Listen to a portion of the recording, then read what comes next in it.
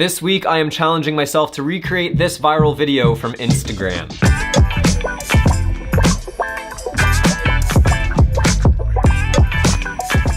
The creator of this video, Steve Geralt, is a tabletop director and visual engineer from New York City. If you look through his work on Instagram, you'll notice that he does a lot of breathtaking visuals with some of the most expensive and awesome gear that money could buy. Now, it's easy for me to sit here and say, yeah, if I had all that fancy equipment, I could probably make videos like that too. But that actually couldn't be further from the truth, because the reason Steve is able to make the videos that he makes is not because of how fancy his equipment is, it's because of the one thing that money can't buy.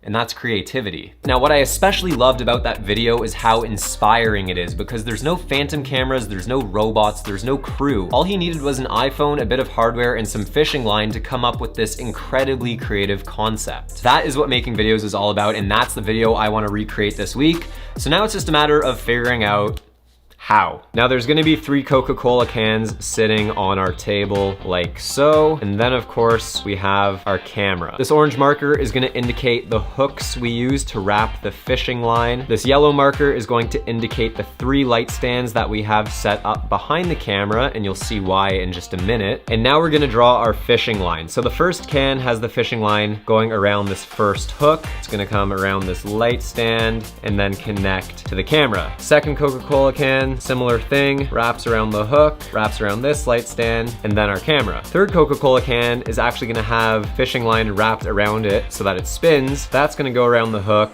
around this light stand, and then the camera. So the idea is that when the camera moves forward, this is gonna pull on all of these fishing lines, causing these 2 cans to move this way and this can to spin. But that is the game plan. I have no idea if this is gonna work, but we're about to find out. All right, so we've got the Aputure 300D Mark II on the overhead stand. We're using a strip light diffuser to get that directional light nice and soft over top of our Coke cans. I do plan on using my actual camera, the Sony a7 III with the Laowa Probe lens, because I wanna see if I can make this look like it's actually out of a real Coca-Cola ad. We're also going to take an Aputure 120D Mark II, put that on this stand over here. Right now, Dennis is making the measurements for where these hooks are going to be placed. The hooks are what is catching the fishing line to pull the cans to either side. Boom. So we used gaff tape to attach the fishing line to the Coca-Cola can, and from there the fishing line is gonna wrap around this, and we're gonna test it to see if it actually moves the can. Yeah, that's pretty damn good. I think we need to rotate the can just a little more that way. All right, so for our second hook, we need to drill a hole 8.5 inches from the top. So we're going to use a tape measure to do that, because that's how you measure things. Lovely. It slides. All right, we're on the right track. So we've got 2 cans down with the fishing line. Those are pretty much ready to go. Obviously, we're gonna have to hook all of that up to the slider so that it all goes at the same time. But the third can is really gonna be the tricky one, because we're not just pulling it, it's gonna be spinning. The idea I had for the third can to make it spin is to take a longer screw, drill up through our white tabletop into the can. That way it doesn't go anywhere. Then we're gonna take 2 smaller screws and drill that into the bottom of the can and wrap the fishing line around it, tied to one of those 2 screws, and then as it pulls, it will unravel and spin. At least that's the idea. I have no idea if this is gonna work. In my head it does. In real life, who knows? We have not tried this yet. This is the first attempt to see if the can spins. No, it broke. Why was that? So we're drilling in a 3rd and a 4th screw. Maybe that'll help it rotate. All right, 4 screws in the bottom of the can. We're gonna take the fishing line and wrap it around all 4. In Steve's video, it appears that that last can is spinning counterclockwise, which means we need to wrap it clockwise. All right, this is our first time trying with 4 screws. We tried with 3 before. No, we tried with 2, and that did not work. So let's see if 4 works.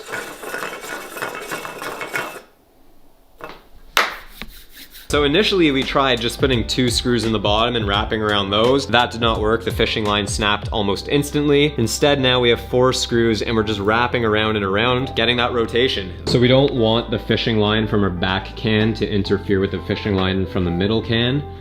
So what we're doing is we're gonna add another hook right there to keep them separate. Hold on, let me get this straight. You're saying we're gonna put a fishing hook on each fishing line and then another fishing hook onto this line, which is attached to the slider. Then we're gonna take those 3 fishing hooks and hook them onto that hook. Yep. And so 4 hooks total. 4 hooks total. That way when the slider starts moving, they'll start pulling all those strings. Right, they'll all start moving simultaneously. Oh, also, by the way, I took the Aputure 120D off of the stand and just put it on the floor. Better perspective of light that way.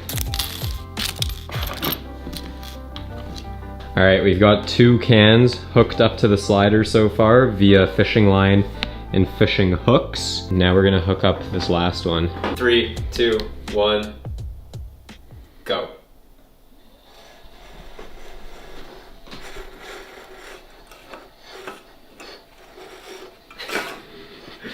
What is going on?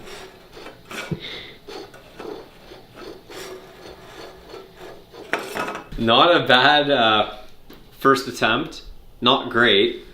So I sped this up 400%. They all kind of stutter, but we're on the right track, man. This is gonna look cool. I don't know if it won't not stutter. You know what I mean? Like, there's gotta be a way to get it smooth. So we noticed a few issues with that first take. We think that the closest can had a kink in the fishing line that was causing it to stutter. So we're gonna replace that fishing line. Now the can that was stuttering the most was the spinning can, the third one at the end. And we think that the reason is because these 4 screws aren't equal distance from each other. So what we're gonna do instead of these screws is we're gonna take a new can and we're going to attach a lid, like a bottle cap to the bottom. We're gonna still have a hole in the bottom of the can to go on that screw there so it stays in place, but we're also gonna glue this cap to the bottom. That way, once we put it through, we can just spin it like that. That'll wind up the fishing line, and then as it pulls, it'll unravel. Hopefully that'll be a bit smoother.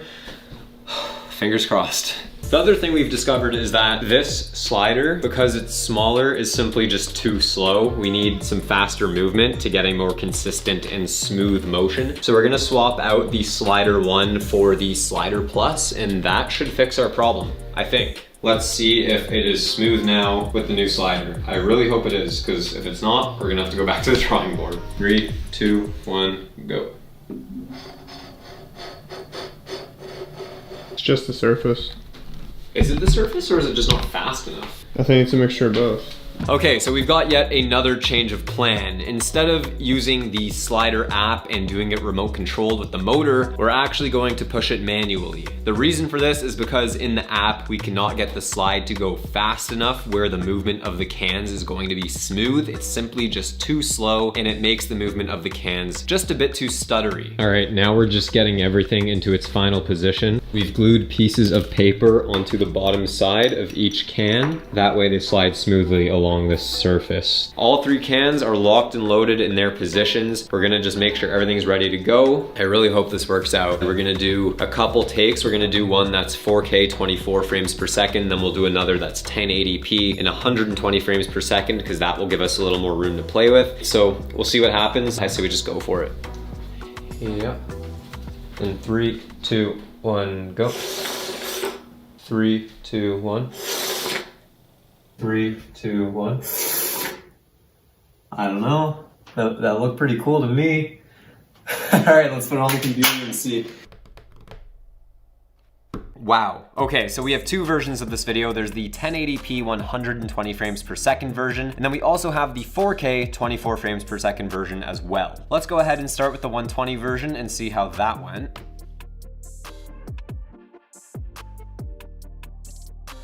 All right, that is a lot better than I thought it was gonna be. I'm seriously impressed with how that turned out. I think I actually like the next version more, which is the 4K 24 frames per second version, and this is what that looks like. Like, does that not look like it could be a Coca-Cola ad? By the way, this video is not sponsored by Coca-Cola. I just don't wanna get stabbed by this screw, so I'm just gonna leave that there. Now that clip you just watched, I actually already went ahead and color graded, but there are a few more things that we can do to really elevate it and take it to the next level. For example, if we put on a letterbox and add some film grain to make it look a little bit more cinematic, and then we add some fog in the background, it looks something like this. Pretty cool, definitely starting to look like an ad. Or we could just straight up go crazy with it and end up with something like this. Now, personally, I did not expect this challenge to turn out this well. I did not think our clips would end up looking this good, but keep in mind the fact that Steve Geralt came up with this idea is it's a million times more impressive than me just copying it. I actually DM'd Steve on Instagram and told him I was gonna try to recreate his video. He was super down for it. Steve actually has a course coming out called the Garage Online Learning Platform, and if there's anybody to learn stuff like this from, it is this guy. He has worked with huge brands, he knows all the tricks of the trade, and I've got no doubt in my mind that his course is going to be something special. I'm gonna have his pre-launch link down in the description below if you'd like to check that out. And actually, when we were discussing this little Coca-Cola challenge, he actually mentioned that this is the core of what his education is all about. It's teaching fundamentals, ways of thinking, and building a toolbox so that people can try and come up with their own cool ideas. And like I said at the start of this video, that is what making videos is all about. If you guys enjoyed this video and found it helpful, don't forget to give it a like and subscribe. Make sure you check out my boy Dennis. He was a huge help on this shoot. Honestly, if I had to do this challenge completely on my own, it would have taken way too long and it definitely would not have turned out as well as it did. So big plug for Dennis. His Instagram and his links will be all in the description as well. But as always, I will see you guys in the next one.